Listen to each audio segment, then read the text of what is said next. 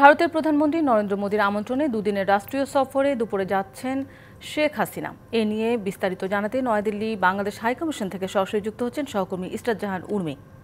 উর্মি, এই সফরে চুক্তি ও সমঝোতা স্মারক সম্পর্কে বিস্তারিত কি জানতে পেরেছেন আমাদের জানাবেন। শান্তা, যদি আমি জানাই যে আসলে অনেকগুলো চুক্তি এবং অনেকগুলো সমঝোতা স্মারক হওয়ার কথা রয়েছে।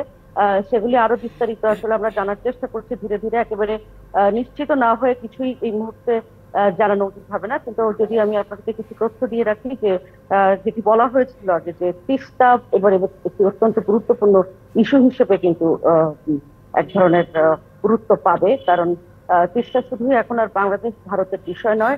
এখন যেহেতু চীন তিস্তা প্রকল্পে তারা উম, এখানে অর্থায়ন করতে চাচ্ছে, ফলে আপনি জানেন যে তীরবৈরী এই দুই দেশ চীন এবং ভারত। অতএব এই তিস্তা প্রকল্পে আসলে আহ, এর আগে ভারত জানিয়েছে যে তারাও অর্থায়ন করতে চায়। ফলে এই জিনিসটি মোটামুটি এক ধরনের গুরুত্ব পাবে। আর সেই সাথে আমি যদি প্রধানমন্ত্রীর আজকে সারাদিনের কার্যক্রম আমি জানিয়ে যে আজকে এবং কালকে, আজকে বিকেল 4টায় তার এখানে নামার কথা রয়েছে পালাম বিমানবন্দরে। এরপরে তিনি নগদের কাছে সব গ্রাহকই প্রিয়, তাই তো সারা দেশে ক্যাশ আউট চার্জ সবচেয়ে কম। আজকে বিকেলে জয়শঙ্কর এর সাথে, অর্থাৎ ভারতের পররাষ্ট্রমন্ত্রীর সঙ্গে তার একটি বৈঠক হবার কথা রয়েছে, এবং তারপরে এখানকার ব্যবসায়ীদের সাথে একই সাথে তার হোটেলে আসলে তারা ব্যবসায়ীরা সাক্ষাৎ করবেন প্রধানমন্ত্রীর সাথে। আজকে মোটামুটি এই হচ্ছে কর্মসূচি। আগামীকালকের কর্মসূচি যদি আমি আপনাকে জানাই, আগামীকাল সারাদিন ধরেই একেবারে অনুষ্ঠান। সকাল 8টা 45 মিনিট থেকেই শুরু।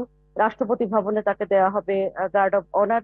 এরপরে তিনি যাবেন রাজঘাটে মহাত্মা গান্ধীর স্মৃতিসৌধে, এবং তারপর নরেন্দ্র মোদীর সঙ্গে বাইলেটারাল টক, এবং বাইলেটারাল টকের পরে এমওইউ সাইনিং এবং জয়েন্ট স্টেটমেন্ট হায়দ্রাবাদ হাউসে, এসব কিছু রয়েছে।